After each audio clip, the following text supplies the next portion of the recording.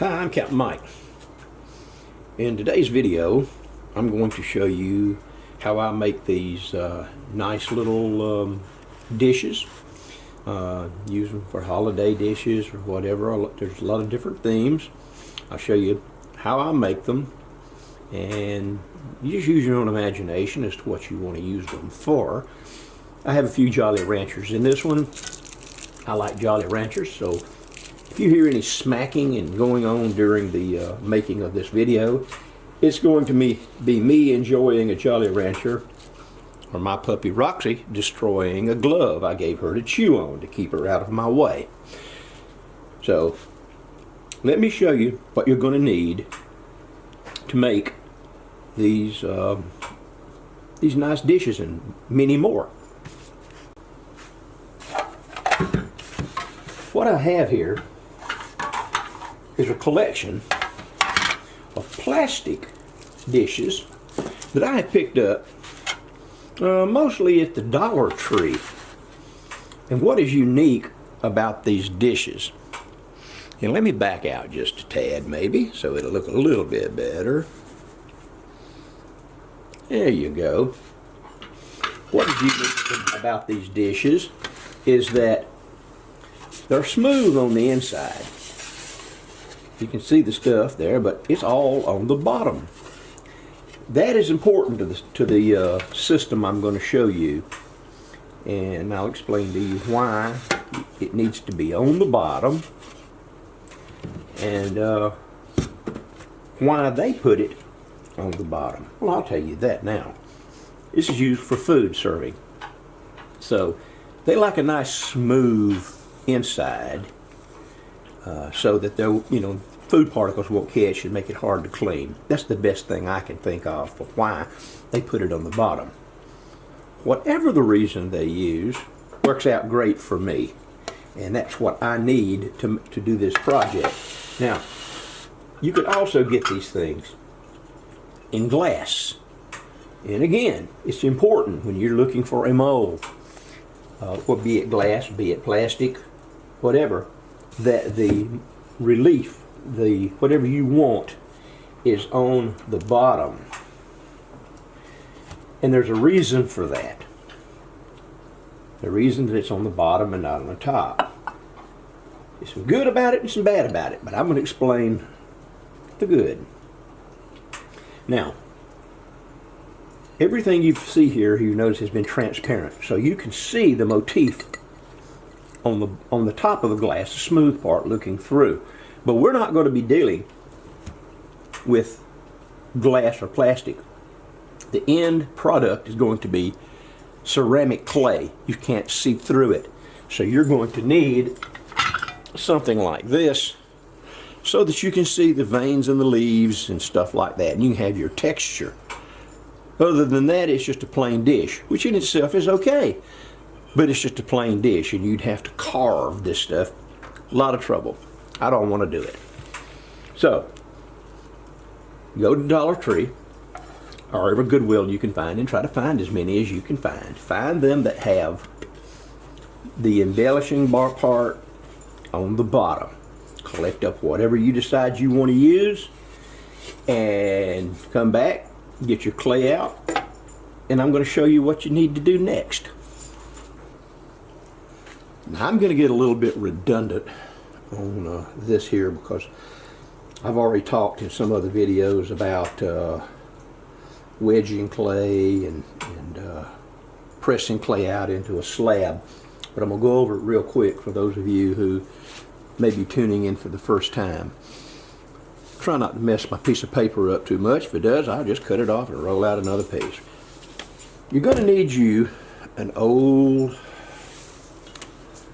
pillowcase or something similar.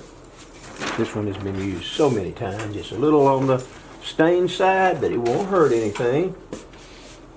You need your nice flat surface, and you need your pillowcase, and you're going to need your clay body. Now, I always use high fire clay. Whenever you go into your distributor or you order it online, make sure you get high fire.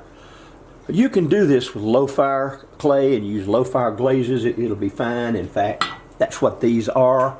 but I found that having low fire clay in my studio, don't use it for a long time and then forget about it and then grab it up and forget that it's low fire and high fire process it, it's a disaster. Ask me how I know. So get you some high fire clay that fires to like cone 6 or 7, and use it for everything, because if you have low fire glazes, you can also use that on high fire clay. Makes no difference.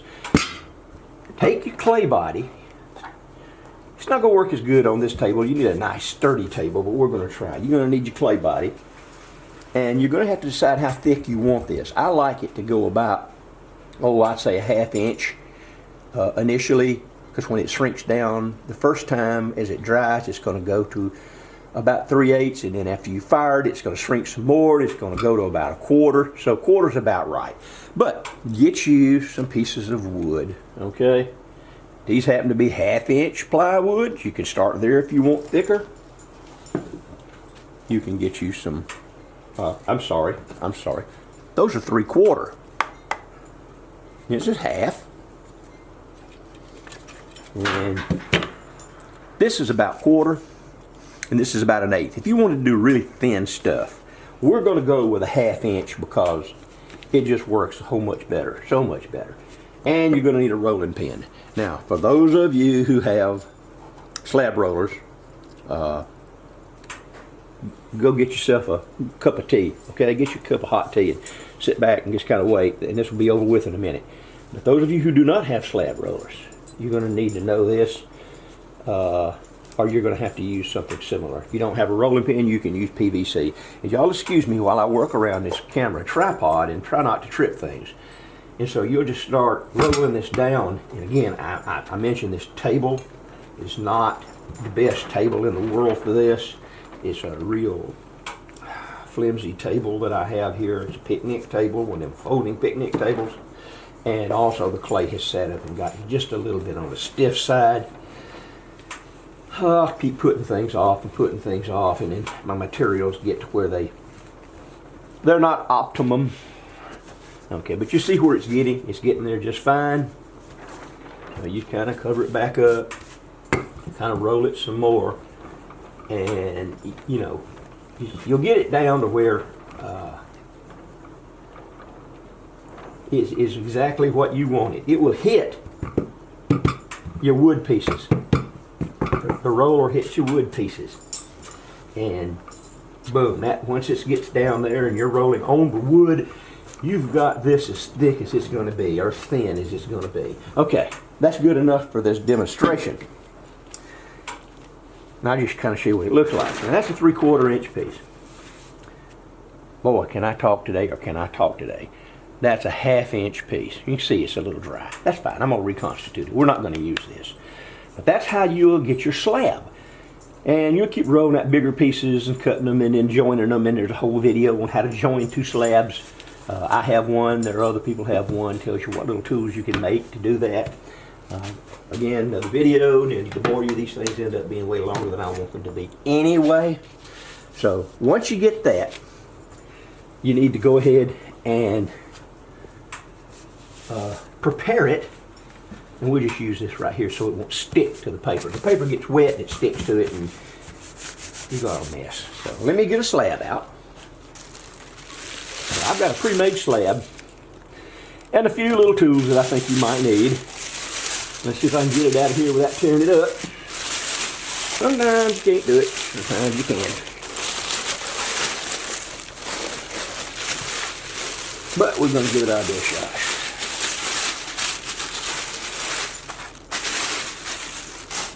Boom. Alright, that is my slab. Now, y'all just assume I have rolled this thing out. Just rolled it out on whatever device I wanted to. The next thing you're going to want to do, the side that you're going to put down on this, on your mold, needs to be kind of clean. So you'll take yourself a scraper, and you'll scrape it nice and pretty and smooth and get it where you want it, okay? And that's all you got to do on that. I've got different size of them out. I've got me a little knife to trim with, and I've even got me a little soft sponge, and that'll all come into play in a minute. Once you got this slab made, you've got to decide what mold you want to put it on. So this is not going to be big enough for a lot of them. Let's see, I've done a lot of these. It would be big enough for that. It would not be big enough for my, oh yes it would. I could make an acorn. Wouldn't be big enough for my Christmas tree or any of that stuff. So what we're going to do is we're going to use, let's just use this one right here because I have done it before, okay? So what I do, let's back up here. Let's do one that maybe won't have so many curves in it, and I'll explain that to you in a minute. Let's use this puppy right here, okay? Again, it's smooth in here, textured on the outside. So you want the texture on the outside. So what I do is I pick up my slab, lay down my pattern, and I take and lay this over it. Try to make sure you got it everywhere you need it. And then you start gently forming it down. And this clay will stretch a fair amount. Anytime you come into places that have, like this right here, that has looks like it didn't join real good. Push it and join it. Do something with your fingers to make sure that it does go down really good. Now again, this table has a lot of flex. We can accomplish what we're going to do here with this table, but I like to use a really solid work table, and I hope you have one. Because when you get to pushing clay around and wedging clay and things like that, if you don't know what wedging is, you can get online and you can find that out.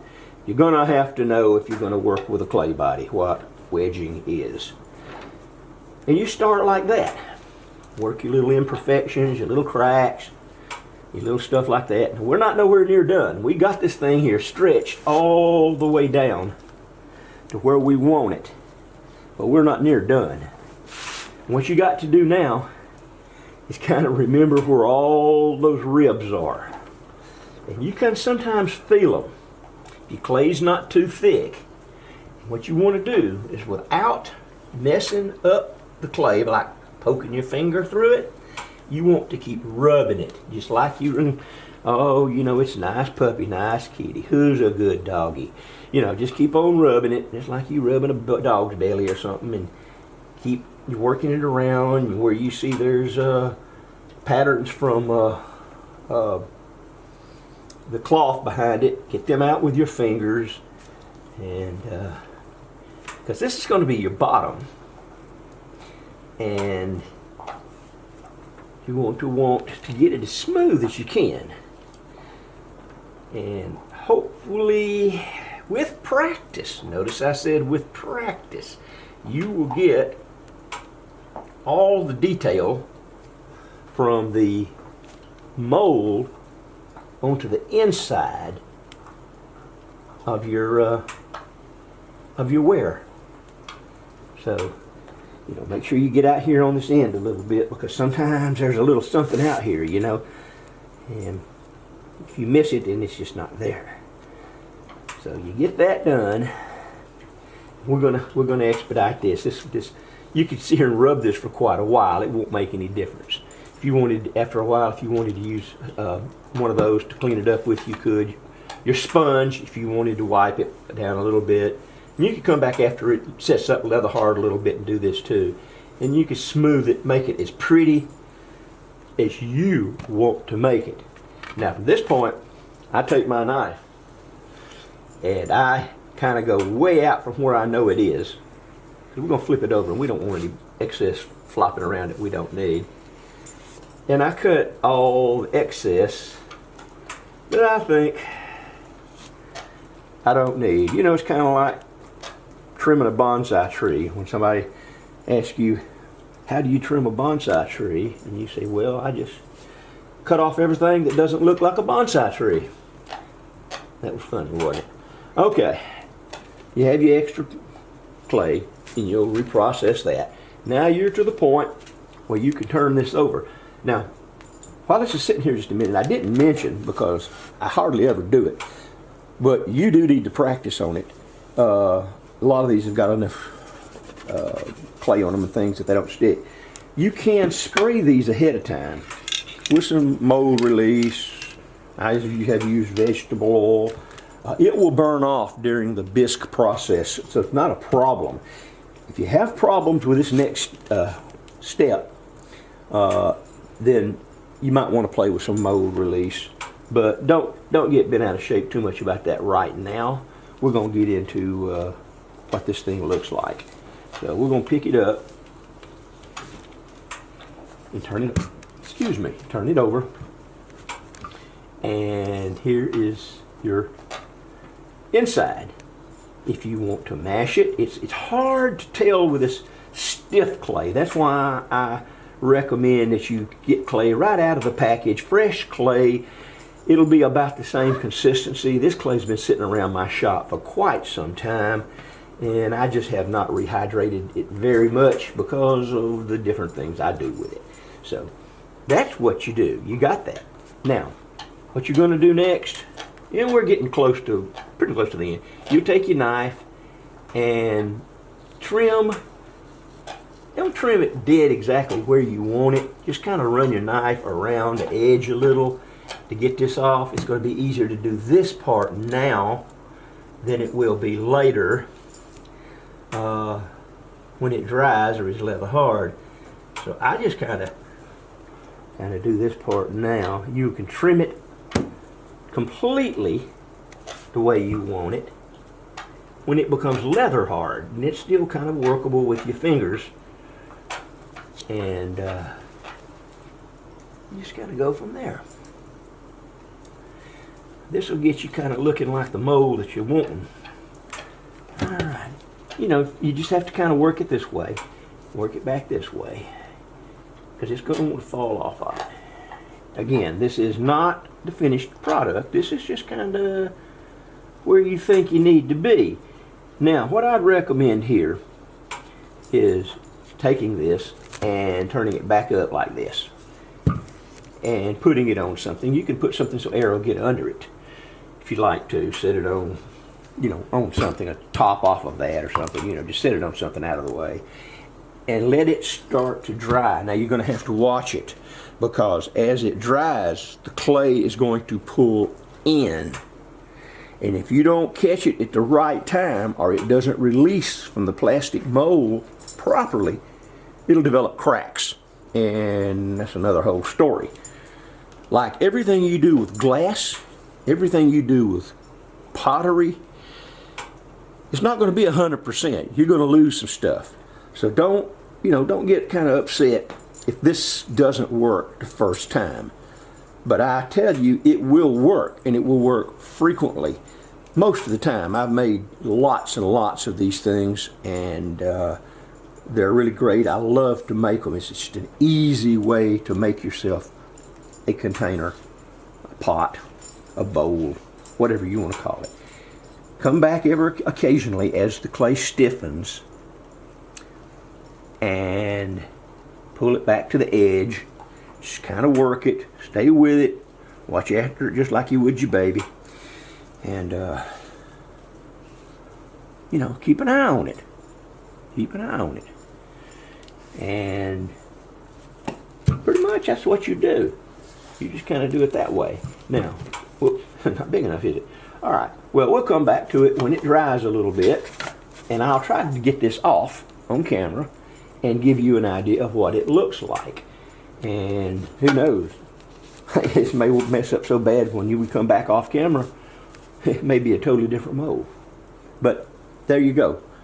Let's let this sit and age just for a little bit, and we'll see what we got. In the meantime, I'm going to have me another Jolly Rancher. I've let these things dry until they're about leather hard, and so now I'm going to try to unmold them. I've tried to unmold a couple of them, and it worked out fine. But let's just see what we've got. Okay, we'll start with this one right here. This is. Oh, by the way, while I'm telling you, I went ahead and cheated and did a few more instead of just the one, I went ahead and said, heck, let me just go ahead and roll out some more clay, and I did some more, so we can do a really good comparison of how these things release. So this is the snowflake, and we're going to just see how easily it releases. Boom, like that. That's it. Now, it did a really, really nice impression. There's some boo-boos in some places, and you'll need to work those out if you want. And you can do that with a little moist clay. Your fingers, if it's still soft enough. But if you've worked with clay for a while, you know how to fix your boo-boos. So let's try another one here. Now this one here is on glass. I don't expect it to release. Glass just doesn't seem to release as well as the plastic. But let's see. Maybe I'm wrong. And maybe I'll have a chunk of clay here that I have to redo something with. But as you can see, it didn't just pop right out. We may even have to wait a little longer for it. I don't know. I usually don't have to do these under a camera, and if it doesn't come right out, I leave it aside and try it again a little later, which is what we'll do on this one. So let's just lay it down right there. And this one's a plastic one here. This is the first one we done, and I know that it's going to pop loose because I popped it loose earlier, but it did pop loose that easy. And again, we've got some little boo-boos here. This is normally kind of what happens. So you have to work them, you know, to get it to the state that you want to get it to. You may not be a perfectionist. You may be like me. You just like to knock this stuff out. Here is another glass one. Again, I expect the same thing with the glass on this little snowman that I did with the others. Now, they will come loose, but a lot of times it just takes a little bit. And the old snowman's not ready to come out yet either. So we'll go to the last one. And seeing as it's coming up on the holiday seasons, I decided to go with not only the snowflake and the snowman, but this little tree. So here we go. Wow, that came right off. It came off really easy, and the imprint is almost perfect.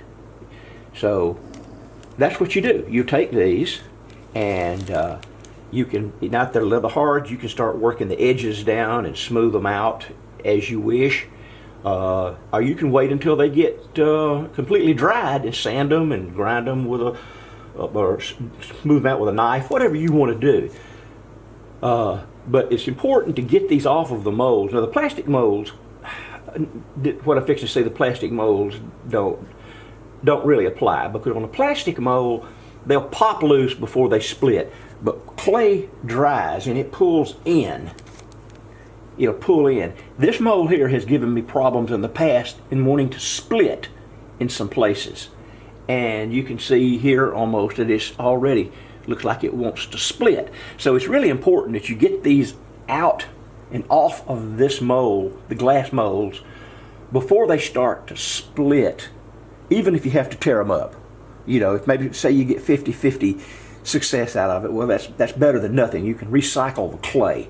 But the glass does have a tendency to stick more often, and it will crack. Now, you know, if it's like this right here where it's starting to crack and you can get it off, you can fix that. As long as it's leather hard, you can put wet clay in there and smooth it down, and generally it will work. So let's just go ahead and see if we can get this one off, because I don't want to have to come back to show you here. So I'll probably tear this one up. It's coming a little bit. There you go. But you see it cracked. See what it did? Get it off. I could have got around that if I had just taken my time, but I'm not going to take my time on this. I'm going to show you that it can be done. It can be done on glass, although glass is not my first choice of a mold. Boom, there you go. I felt it release. Now, see, it come out really good. And what I will do on this one is I will fill the crack with very moist clay, skeech it back together, and let it dry. And then you've got a really, really nice mold right here out of that. And you can use them as many times as you want. Now, we won't worry about the old snowman, okay? You saw that it did work. So I'll use that as a success. And I'm going to show you one other thing here that's just a little bit different. Now this is exactly opposite of what I was telling you. I bought this at Walmart right after Halloween. I think I gave 50-75 cents for it, half price. And it's really neat. Of course, you know, in Mexico and in a little south, they celebrate the Day of the Dead, and this skulls are very popular, and they're getting popular in the U.S. too. And I personally like them. So I said, well, what can I do with this? I can't make a platter normally because it's on the outside. But I said, boy, have I got an idea. So using the same process, I roll me out some clay, and I make a positive, just like this. And once this is done, you can smooth the edges, bisque it to, you know, 04, and then you can paint it with any kind of paint, or you can glaze it with glazes, depending on whether this is low fire or high fire clay. You can glaze it accordingly and decorate it, paint it all up just like they paint these things. Really neat with all the pretty colors and all that good stuff. You guys know what I'm talking about. Now, one other thing that this has an advantage too. If you like to do things for kids and you want to give them something to paint that's very inexpensive, make yourself some Plaster. I'll get it out in a minute. And once these are dry, you know, completely dry, spray them with some sealant so the paint won't soak in and it'll flow, and just let the kids paint them. Just let them have at it, and they can paint these up in the Day of the Dead masks any way they want to do them. It's cheap, it's easy, and it'll keep the kids occupied for hours. Hey, even some adults would probably want to do it. So that's it. That's really all I've got to say about using using cheap Dollar Tree molds of your choice, or Goodwill finds. Just look for them anywhere. Look for the impressions on the bottom side, so you can make a negative impression, and it makes a great holiday platter or any occasion platter. So folks, that's it. That's my video on how to do this. You all know that you're going to take these now, let them dry, clean them up, fire them to bisque, and then glaze them to your satisfaction, whatever you want to do. So that's it. If y'all got any additional ideas that I can use, that you can add for the viewers here, please put them in the comments below, and I'll appreciate it. I'm Captain Mike. This is my video. I'm out of here.